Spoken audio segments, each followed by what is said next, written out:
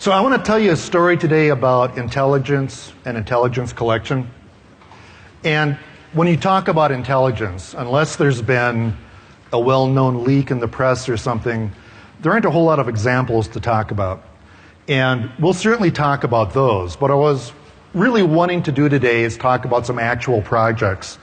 And most of the time, like my intelligence clients, they don't want me to talk about what I'm doing for them for obvious reasons.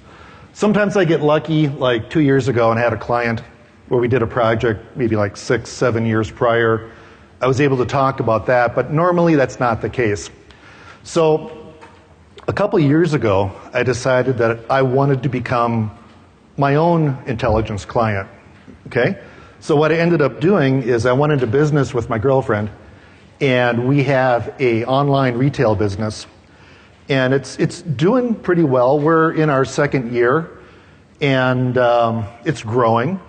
And I like to think the reason that it's growing is not because we work hard, but we do work hard. I like to think it's because we have got these little hacker brains, and we just have better intelligence than everybody else. Or we create better intelligence, I should say.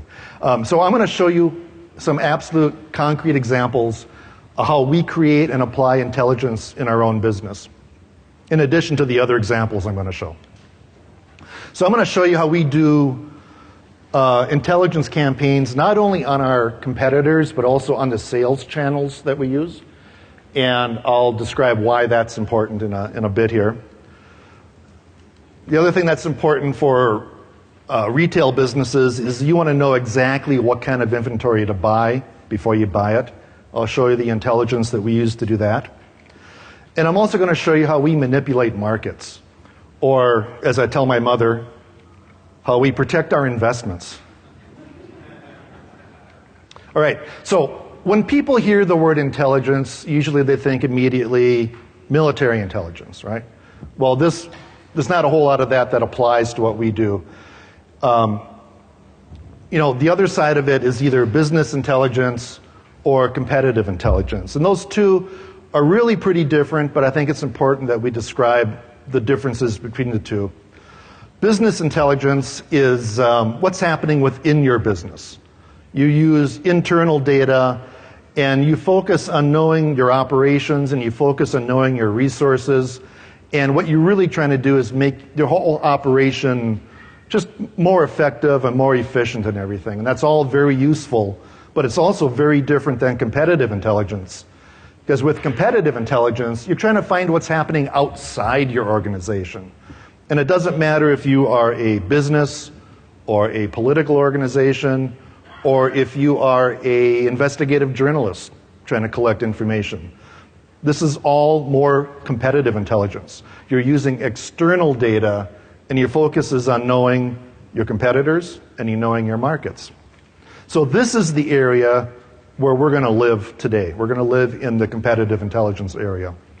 So a lot of people, they think competitive intelligence, that's kind of murky.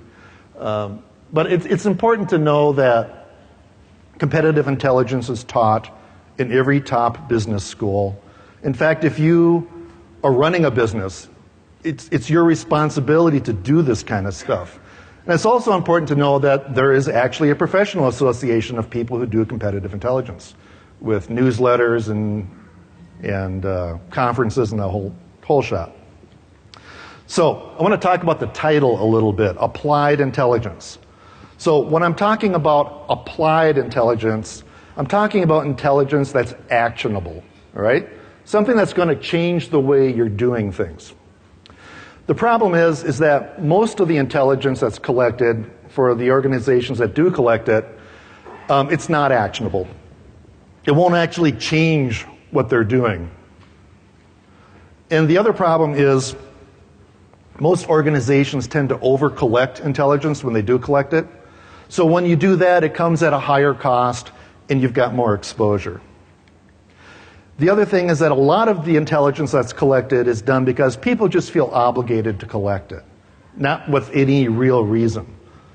So, for example, I don't know how many of you saw this. This is something I had up. I was tweeting about it. I came up with a little scraper that every hour would go off to the Defcon site, and it would make a printable, mobile-friendly version of the Defcon speaker schedule. And it's still up there if you're looking for it. And if you go through my Twitter account, you can find it. So I'm doing this, and it's cool and it's useful. And I know a lot of people were using it because I was collecting analytics on this stuff, right? So I got the access time, IP addresses. I wrote a cookie so I could tell people they were looking at it more than once. But this is more analytics. It's not really intelligence. And the reason I don't really consider this to be good intelligence is because there is absolutely nothing in these logs that would have changed anything that I was doing. In fact, the only thing that I found out that was really interesting is probably about 90% of the traffic was bots. It wasn't even human activity. But again, that's not going to really affect anything that I was doing. Now, if I wanted to make this applied intelligence, what I could have done is instead of having just a static, table with all the schedule on it, I could have given people the option to click on the talks they wanted to go to, and I could have generated a nice little schedule for people to take along. It's like, 4 o'clock, I need to be in this track. That would have been handy. And it also potentially would have created some actionable intelligence. Because if I had this information, and if I had it in aggregate, I could make some projections as to which talks are going to be really popular, which ones are we going to run out of seating, and it could have been useful for people doing speaker ops. I didn't do any of this kind of stuff, but I see the potential use that could have changed the way things were done. Okay, the second part of the title, information that's not there or isn't there, that is a direct reference to metadata. Now, for most of us, we had no idea what metadata was until the Edward Snowden disclosures came across. And then suddenly, we heard the word surveillance. We all know what that is. And we knew that things that we were doing online, on our phones, even at the library, were now subject to surveillance. And there was something called metadata that was involved in this. And the people in the United States, we were pretty much confused. But fortunately, we have public officials that can help us in this area. So Dianne Feinstein comes up and says, this was a very hastily called meeting from the Intelligence Committee. And she goes, as you know, this is just metadata. There's no content involved. Okay, so as a citizen of the United States, this made me feel pretty damn good. All right? It's just, okay, so I went to the library, but you don't know what I looked at? Oh, that's okay. That's okay. That's pretty good. So then our own president got involved. Says, nobody's listening to your phone calls. That's not what this program's about. They're just looking at names. Or they're not looking at names, and they're not looking at content, but sifting through this so-called metadata. Okay, they're sifting through the data, okay? And I'm thinking, I'm pretty familiar with data. I'm not familiar with a sift command, and, So this was good. This was very good.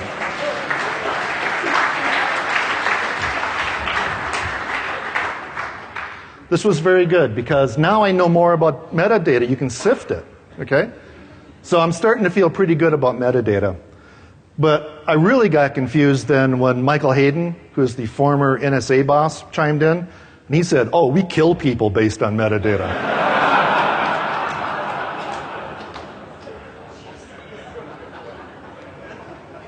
So, okay, I need to know a little more now.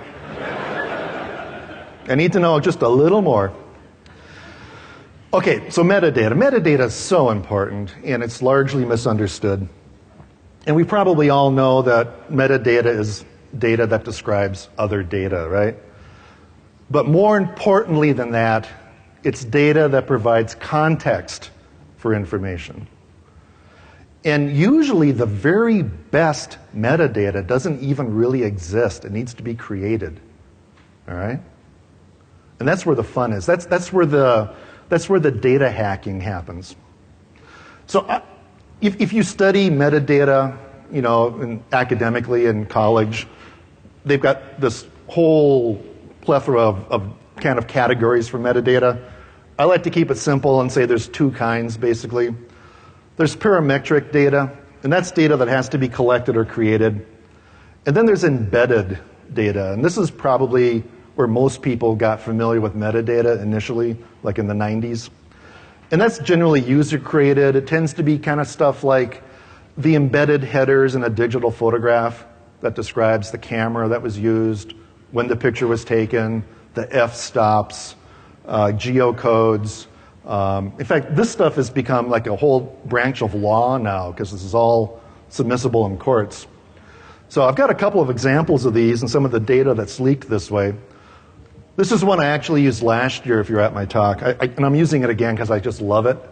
This is a selfie of a Russian soldier that was uploaded to Instagram. And unfortunately, before he uploaded it, he didn't remove the geocodes. So it revealed the fact that while his government said they had no troops in Ukraine, he was in Ukraine. Another example, another war-related example, this is kind of a famous one. This is the Tony Blair memo. This was the memo that was the justification for the invasion of Iraq in, 2002, 2003, something like that, right after 9/11. And it was actually used by Colin Powell when he went to the United Nations to make his justification. And the assumption was that this was done by area specialists, and it was all original work, well-researched. What we find out, it was actually plagiarized. And not just plagiarized, but it was plagiarized by a graduate student someplace in the UK. Oh, that was the original document, was a graduate student's paper. And they know it was plagiarized because not only was the content the same, but so were the grammatical errors. So where this gets interesting, though, is in the metadata. You know, Microsoft Office files are full of metadata. And some of it is for version control and all kinds of stuff. But if you look at the metadata here, we can see that the people who did the plagiarizing, we can figure out who they were. And we can see that they were not area specialists, but they were actually political advisors to Tony Blair. So it's kind of a nasty thing. This kind of stuff happens a lot, though. The CEO of Google, Eric Schmidt, a couple years ago, he wanted just to put a PowerPoint presentation online that was just kind of a general status report for how things were happening at Google. What he neglected to do, though, is that when he made that report, he actually made a copy of a very confidential PowerPoint presentation that was for internal use only. And he did a lot of editing of the slides. What he neglected to do was edit the speaker notes. And within the speaker notes, he leaked the existence of a brand new project called Google Drive. And that was well before it ever was officially announced. So watch what you put in your speaker notes, because there's a lot of, it's out there.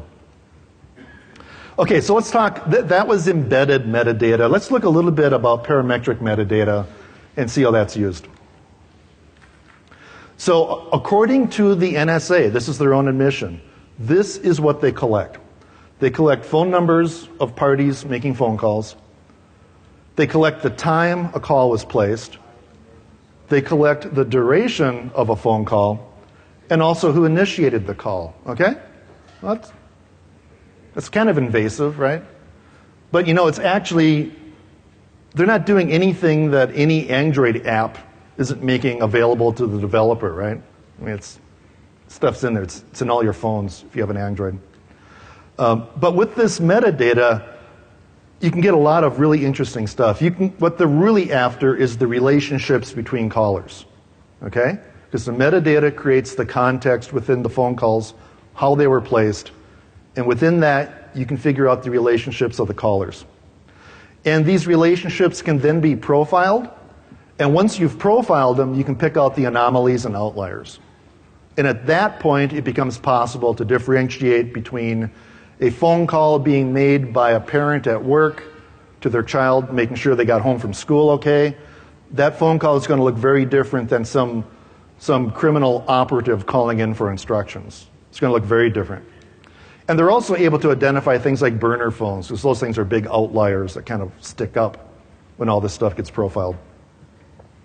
The other thing is you can look at these the patterns that people are calling and the relationships, and you can tie them to other events. And if other events affect the way people relate, there may be a connection between that and those events. So these are the kinds of things that the NSA looks for. These are the real red flags. And they'll go 3 hops. Okay, so what that means is if you have a phone call unknowingly with somebody who has had a phone call with somebody who is a person of interest, well, now suddenly you're kind of a person of interest too. So that's how that all works. So you could look at this and say, well, yeah, it makes sense that they would look at metadata because it's the easy way out. Otherwise they'd have to look at all these conversations, and they'd probably have to do some kind of speech-to-text conversion and deal with languages, and they'd have to deal with dialects and all that kind of stuff. But it's just better data, just flat-out better data. It's already digital. It can be processed, but it needs to be created. Okay, and that's the important thing about metadata. All these relationships and stuff need to be figured out. It's kind of like, how long do you need to play the game of Clue before you know it's Mrs. Peacock killing Colonel Mustard in the library with a candlestick, right? If you're good at this, you're going to figure it out long before the other people that are playing the game. So that's where the mind games come in with metadata. Okay, so how do we do metadata? How do we process things? Well, I'm not the NSA. I don't have unlimited resources and stuff. So the area where I live is called OPSEC, or Operational Security. And that is a military term. And what that refers to is looking at your day-to-day operations to see what kind of intelligence you're leaking. And if you had an adversary looking at your day-to-day operations, what kind of actionable intelligence could they collect? Okay, well, I do this online. The internet is my theater. So I look at things like employment postings. Last year I gave examples about how companies leak strategic plans through their employment postings. And I think you can kind of figure out how that could probably happen, right? If you think individuals leak information about themselves in social media, wait till you get a whole organization together leaking information on social media. It's a lot of information gets leaked this way. The way orders are fulfilled. So if you go online, place an order on a website, and if you watch the process, you see what kind of emails you get back, you look at order numbers, all this kind of stuff, you can learn a lot about the way a company fulfills items, where things are shipped from, all that kind of stuff. If they have a store, and if they maintain a store, you can learn all kinds of stuff about pricing strategies, the products they choose to stock, the products that they choose not to stock. Very rich source of intelligence. If you sell something to a company online, the way they buy things can be very revealing. In fact, you can tell a lot about an organization's financial health just by looking at the check numbers. Just little things like that. And then there's the whole regulatory area, and this is largely things that are done for transparency, financial filings, things that get filed with the courts, variants, licenses, all that kind of stuff.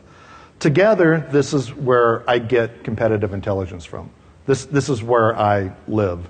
And for my counterintelligence clients, this is what we protect, okay? So the first area I'm going to talk about as far as things that we really have been able to capitalize on is sequential numbers and the privacy leak, the data leaks that happen with sequential numbers. It's really staggering. Sequential numbers are used everywhere. I mean, absolutely everywhere. They're on your vehicle identification number, social security numbers, ticket numbers, order numbers. I mean, they are literally everywhere. And from a data standpoint, you need unique identifiers to represent things like orders, people, all that kind of stuff. But you don't need sequential numbers. And typically, the only reason these numbers become sequential is because it's sloppy programming. Somebody programs an online app, and instead of providing a unique order number, they basically reveal the index for that order in some table someplace, right? So they end up being sequential. Well, unless you've got chargebacks and weird things going on, but you can pretty much count on these things being sequential. So I'm going to show you a little story, or I'm going to tell you a little story to show the power of sequential numbers and how the US government almost let an entire generation be susceptible to identity fraud. All right? So here's how it happened. Social Security cards. They all have numbers on them. And the first three are an area number. The middle two are a group number. I really don't care too much about those. They basically kind of identify the regions you're from and that kind of thing, and where things were processed. But the last four digits are interesting because those were serial numbers. And from 1935 up until 1972, when they changed the law, they were truly sequential numbers. But it wasn't a big deal because I don't know about you guys, but I grew up like in the 70s, and I was probably 14, 15 years old when I got my Social Security card. And if I had gone with a buddy, or if there had been somebody else applying for the number at the same time, we would have got sequential Social Security numbers. Not a big deal because there wouldn't be a whole lot to connect these two people together. So if you knew one number, you probably couldn't guess the other one because you wouldn't know who the other person was, right?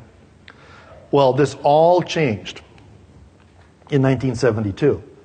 These numbers became no longer sequential. And I don't know why they did that, but I know the way the government works. And I know it wasn't because they had a lot of foresight and were thinking about the Tax Reform Act of 1986.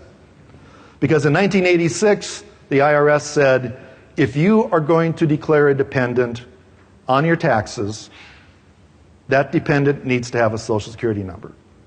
And I think it was probably done more for tax reform to weed out fraudulent activity on taxes, because the year they did this, there were 7 million fewer dependents claimed on tax forms. But again, I believe it was an accident that in 72 they stopped doing the sequential numbers. It wasn't because of this. I can't believe it was. But if they hadn't changed the law in 72, this would have been the scenario. You've got 3 kids back in the late 80s. You need to declare them as dependents on your tax forms. You've got kids that are maybe ages 5, 3, and 1 or something. They don't have Social Security numbers, so what do? You go to the post office, you go to the Social Security Administration, and you file for Social Security cards for all of your children at once. So the bigger the family, the bigger the threat, because each of these siblings will have sequential Social Security numbers. And it's pretty easy to pick up a Social Security number, right? If you work in HR, if you do credit kind of stuff, or if somebody dies. You're all familiar with the Social Security death list, right? As soon as you die, if you're an American citizen, your Social Security number gets published. It becomes public, so nobody uses it. But if you know one of these numbers and you know they have siblings, it would be trivial to guess what their Social Security numbers are. So I'm very thankful that they changed the law, but it would have been catastrophic otherwise if they hadn't. Okay, so how do we use sequential numbers in our business? And sequential numbers, again, are usually not thought of as being metadata, but they really are. So my girlfriend and I, we started our business, and we had tried other things before and nothing really caught on.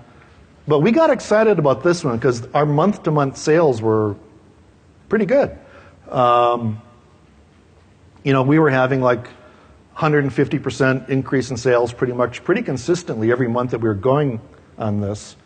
And I was excited. I mean, this was growing a lot faster than my consulting practice. And I think probably in the next year or two, it's going to surpass my consulting practice, I think. But we were getting very confident at this point, right? Along by August and September, we were plowing money into the business. Everything that we were making, we were putting back in plus some. So we were investing in inventory, we were investing in space, shelving, fulfillment equipment like scales and all kinds of stuff. And we were doing it because we had some confidence. We had about 6 months of consecutive growth. We're in this now, okay? And then came October. You know, sales just went through the floor. So what you need to remember here is that we sell on a number of different channels, and probably 80% of our business comes from this one channel. And our business on that channel was really, really off.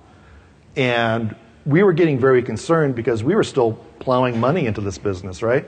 So we're thinking, you know, we don't know this business. We've only been at this for a few months. Did we enter at a bubble? You know, did we hit the peak of the bubble? Now it's going to be this from now on? You know, we didn't know. So we were trying to figure out what was going on. We were pulling up spreadsheets. We were looking at old orders.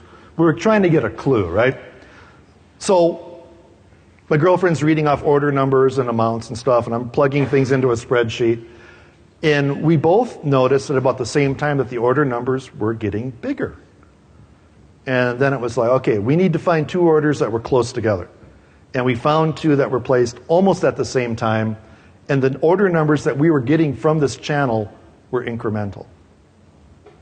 Well, they weren't incremental, they were sequential, right? It's like, okay, we got something now. So here's what we did. We took the last order number that we had to fulfill in October, and we subtracted the last order number we had from September, and this gave us an estimate of the number of orders that were fulfilled through the sales channel by all of our competitors for the month of October.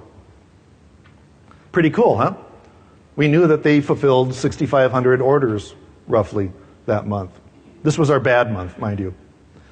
So we're thinking, well, our average order, we figured out to be $12.48. And we had no reason to believe that our orders were any different than anybody else's that was using the sales channel. And we determined this to be pretty typical. It's very competitive. So this was pretty typical. So we took our average sale, and by the way, that should not be July, that should be October.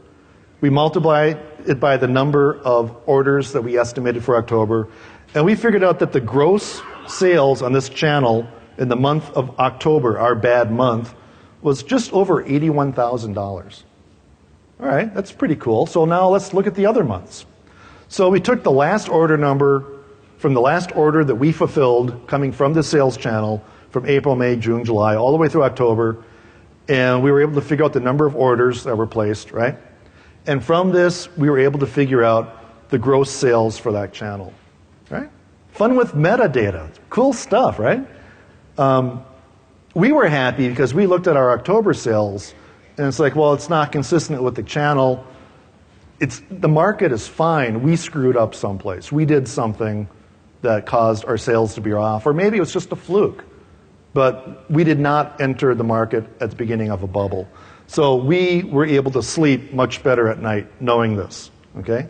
So better living through metadata. So this is what the channel sales actually looked like. Even though ours was really down for October, theirs was actually up a little bit. So we're like, well, what else can we figure out? Well, if you want to figure out what you can figure out, write down what you know. Well, we know that the channel that we were selling on, their commission's around 20%. So we were able to figure out how much commission they were making every month. And they were making $15,000, $16,000 a month commission. It's like, wow, that's interesting. Well, we also know that when somebody buys something on this channel, they're charged for postage. And as resellers, we get some of that back. But the channel keeps $1.25 on every sale. So we're able to look at their postage that they get, and we're able to figure out that their average monthly profit for this sales channel, this website, is about $24,000 a month, and that they have annual profits of about $300,000 a year. Well, this really got us thinking. We're thinking this is probably not information they wanted to share. Probably not with somebody who's got 20 years of web development experience. And this channel, I mean, honestly, it's probably something, their biggest task every month would be making PayPal payments to their, doing commission checks off to people, basically. I can't imagine that it takes anybody more than a couple hours a month to run this, seriously. They don't advertise. They have no expenses. They carry no inventory. Their business model's clearly better than ours. So, for now. But again, all because of metadata and sequential numbers. So, I'm going to look a little bit at how we buy inventory. One of the things that I've learned in retail is that there's a market price for everything. And if you're lucky, you will get the market price. If it's inventory as it gets older, you tend to kind of lower the price over time. So you really want to get that market price, but you're not going to make it in retail by trying to charge for more than market. That's a good way to not sell stuff. So the way you make money in retail is not by selling stuff. You make money when you buy stuff, right? Because if something has a market value, you can probably sell it for that. But if you can buy it for well below market, that's where you make your money. So procurement is really important for us. And there's a number of websites where we buy stuff too. And we sell on multiple websites, but there's one channel that's got like 80% of our business. It's the only true market that we really deal with. And then I refer to it as a true market because it's large enough. I mean, there's I don't know how many people sell on this market, but there's a lot of them. They're not eBay, but they're big, okay? And there's literally millions of products out there.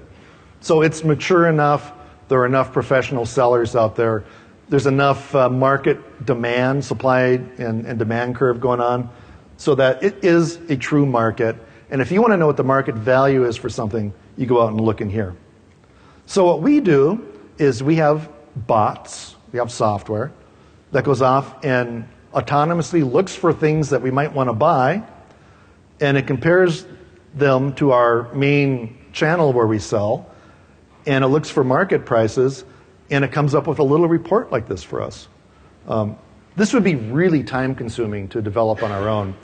Having software that does this is really nice. Basically what it does, it identifies the item, where it found it, what the price is, what the market price is. Anything with a margin of less than 300%, we really don't deal with. And then it tells us if we should buy it or ignore it, which is really cool. It's a real time saver for us. So the little buy thing, there's actually a link. If you click on it, it'll actually go off and show you where you can buy it. And it's, like I said, it's a real time saver. The next step would be to automate this so that we automatically buy our inventory and we don't have to think about it. Kind of like, was it 2 years ago, the bots that I wrote that bought cars? Over a 9-month period, we bought like $20 million worth of cars. Something like that.